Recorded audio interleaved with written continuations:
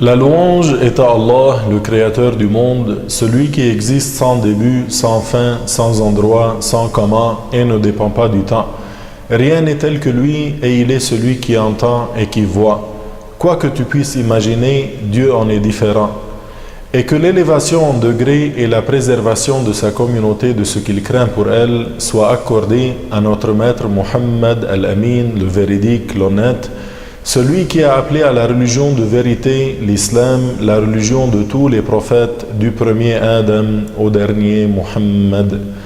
Lorsqu'on demanda au prophète sallallahu alayhi wa sallam quel fut le début de la création, c'est-à-dire comment cet univers a commencé, il a dit ce qui signifie Allah existe de toute éternité alors que rien d'autre que lui n'est de toute éternité. Son trône, Al-Arsh, fut créé sur l'eau et il a fait écrire toutes choses sur la table préservée.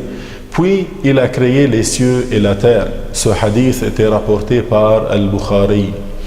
À la question qui lui a été posée, le messager sallallahu alayhi wa sallam a répondu qu'il n'y a pas de début à l'existence de Allah, c'est-à-dire que Allah est éternel, exempt de début, et rien n'est éternel sinon lui. En d'autres termes, Allah Ta'ala, lui seul, est de toute éternité. Allah Ta'ala crée toutes choses, c'est-à-dire qu'il fait exister toutes les choses qui existent après qu'elles n'existaient pas.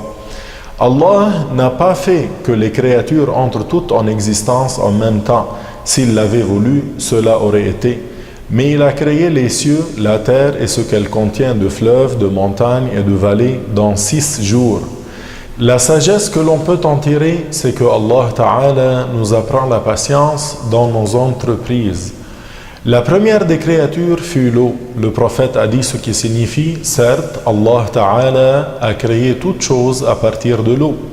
Cela signifie qu'avant la création de la lumière, de l'obscurité, de la terre, des cieux, du trône et de la table préservée, Allah a créé avant toute autre chose l'eau. Il en a fait l'origine des autres créatures. Ainsi, à partir de l'eau, il a créé le trône, puis le qalam élevé, puis la table préservée. Après quoi fut créé le reste des choses, c'est-à-dire la terre, les cieux, les animaux, les montagnes, les arbres et les rivières. La dernière des créatures du point de vue du genre fut Adam. Il a été créé après le Asr du jour du vendredi. Il a été rapporté à propos de la description du trône que c'est un lit pourvu de piliers. C'est le plus grand des corps que Allah Ta'ala a créé. Le trône est le toit du paradis.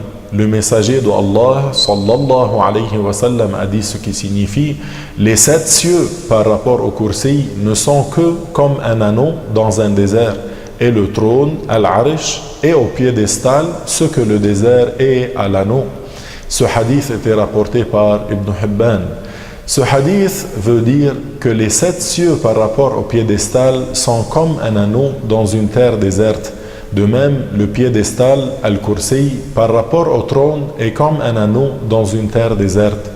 Ceci montre l'immensité de l'étendue du trône qui est porté actuellement par 4 anges gigantesques et immenses. La distance séparant le lobe de l'oreille de l'épaule de chacun de ces anges est telle qu'un oiseau volant à vive allure mettrait 700 ans à la parcourir.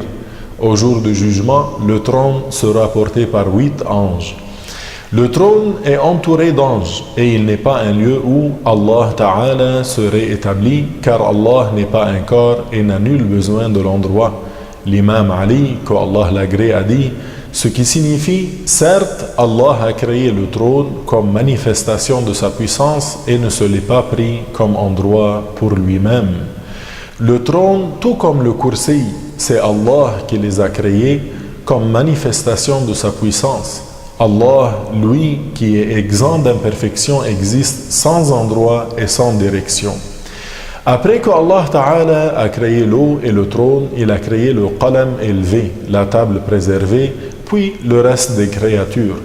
Il a été rapporté à propos de la description de la table préservée qu'elle est constituée d'une perle blanche entourée d'une pierre précieuse rouge et dont l'étendue fait 500 ans de traversée. Allah Ta'ala a ordonné au qalam d'écrire.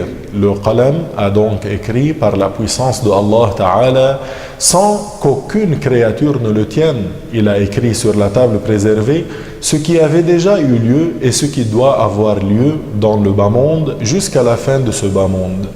50 000 ans après cela, Allah a créé les cieux et la terre dans 6 jours.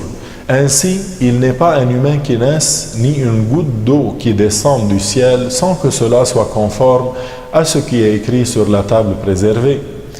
La terre sur laquelle nous sommes est l'une des 7 terres que Allah Ta'ala a créées. Cette terre est celle qui est la plus élevée. Les terres sont toutes séparées les unes des autres. Dans la 7e terre, il y a un endroit appelé Sijjin. C'est le lieu où se retrouvent les âmes des mécréants après l'assimilation de leur corps jusqu'à leur résurrection. L'enfer est en dessous de la 7e terre. C'est le feu dont Allah a menacé les mécréants et les désobéissants parmi ses esclaves.